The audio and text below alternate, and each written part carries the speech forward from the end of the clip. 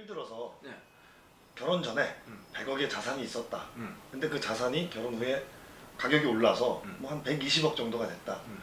그런 경우에는 만약에 이혼을 해서 재산 분할을 할 경우에 총 120억에 대한 부분을 받는 건지 아니면 오른 값어치만큼 20억에 대한 부분을 받는 건지 그게 좀 궁금해요. 둘 다 논리적으로는 일리가 있어요. 남편 입장에서는 20억만 올랐기 때문에 20억에 뭐 일정 부분만 주겠다 이렇게 주장할 수도 있고, 아내 입장에서는 무슨 소리냐, 총 재산이 어느 정도 내가 유지 관리에 기여했기 때문에 총 재산을 기준으로 해야 된다, 총 금액을. 근데 우리 법원에서는 물론 논리적으로는 둘 다 타당하지만 이 후자 총 재산 규모를 가지고 따집니다. 그래서 100억 원이 120억 원이 됐으면 120억 원을 기준으로 해서 거기에 대한 기여도가 몇 %냐, 그렇게 이제 기준으로 하는 거지, 뭐 오른 부분에 대해서만 거기서만 인정해 주진 않고, 보통 실무에서는 총 재산에 대해서 어느 정도 기여도가 있느냐, 그거를 이제 판단을 하고 있습니다.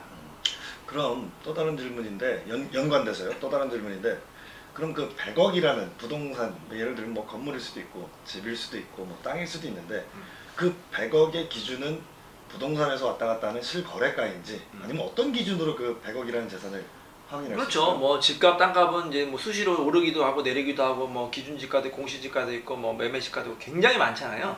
근데 이렇게 보시면 돼요. 우리 그 법이라는 건 실질적인 정의를 추구하는 거잖아요. 근데 뭐 실질적으로 이 뭐 아파트나 상가 같은 경우에 실제 거래가는 100억인데 공시지가는 50억밖에 안 됐다. 그럼 50억으로 하면은 받는 사람 입장에서는 굉장히 억울할 수가 있기 때문에 우리 법원은 실제 거래 시가, 매매 시가를 기준으로 합니다. 근데 그럼 실제 거래 시가를 어떤 객관적인 기준이 있느냐, 굉장히 판단하기 어려울 수 있잖아요. 그래서 이렇게 볼 수가 있어요. 실무에서는 아파트 같은 경우에는 이제 어느 정도 기준이 있어요. 이제 KB은행이 있잖아요. KB 시세가 있습니다. KB 시세. 국민은행에서 이제 매년 이제 그 아파트 같은 경우에는 평가를 해요. 그거를 이제 기준으로 하고 있고요. 근데 주택 같은 경우에는 이제 워낙 많은 집이 있기 때문에 KB 시세가 다 나오진 않기 때문에 주택 같은 경우에는 감정가, 건물이나 상가 같은 경우에는 이제 감정을 해요. 감정을 신청하면 이제 감정평가사가 이제 가서 여러 가지를 평가해서 이제 감정평가 보고서가 나오거든요.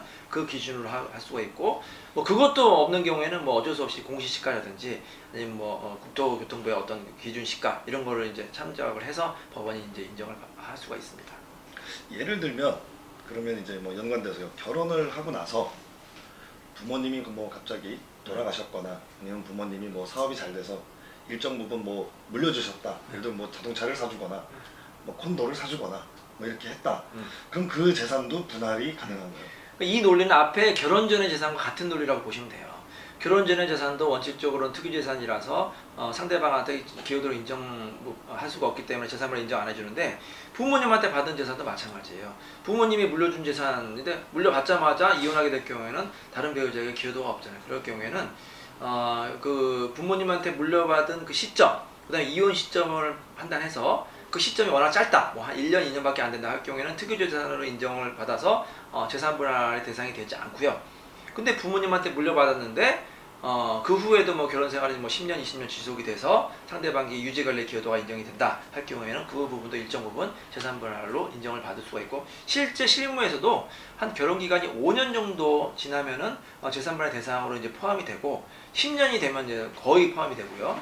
기여도 같은 경우에도 한 5년 미만 같은 경우에는 한 10에서 한 20% 정도 내외, 한 5년에서 10년 정도 가면 20에서 30% 정도, 10년이 넘어가면 30% 넘어갈 수도 있고, 그래서 한 30% 내외 정도로 그 특유재산 같은 경우에는 기여도를 인정을 하고 있습니다.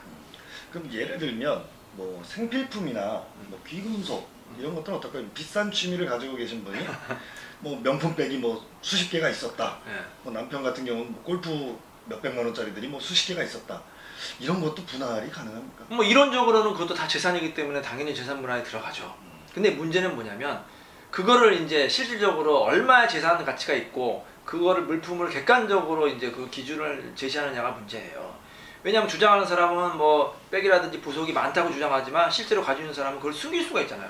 숨길 경우에는 부동산이나 차량이나 예금 같은 경우에 다 기록이 되어 있지만 무슨 보석이라든지 백 같은 경우는 기록이 없잖아요. 그렇기 때문에 사실적으로 입증하는 게 굉장히 어려울 수가 있어요. 실제로 만약에 그걸 받으려면 뭐 사진을 찍는다든지 아니면 뭐 구입한 영수증을 제출하든지 그렇게 객관적인 어떤 증거나 그 참고 자료를 내야만 법원에서 인정받을 수가 있습니다. 그래서 제가 이제 우스갯소리인데요. 뭐 이제 이거는 이제 뭐 약간 우스갯소리지만 이혼할 경우에 뭐 재산도 많고 하는 경우에 부동산이나 예금 같은 경우에는 뭐 어떻게 할 수는 없겠지만 이 뭐 보석이라든지 뭐 현금 뭐 명품 이런 거는 본인이 정말 갖고 싶고 본인이 아끼고 싶은 거는 본인이 뭐 좀 먼저 그거를 좀 뭐라 그럴까 상대방이 안 뺏기게 잘 확보하는 게 중요한 거예요. 예를 들면 뭐 폐물, 그렇죠. 예물시계 같은 본인이 진짜 소중하게 여겼던 물건을 상대방이 사실 뺏어가 버리면 부부간에는 사실 절도죄가 안 되거든요. 절도죄라든지 뭐 그렇게 소송을 해서 나중에 찾기가 어렵기 때문에 정말로 본인이 갖고 싶은 물건이나 애지중지하는 물건이 있으면 좀 먼저 본인이 좀 이렇게 보관을 하시기 바랍니다.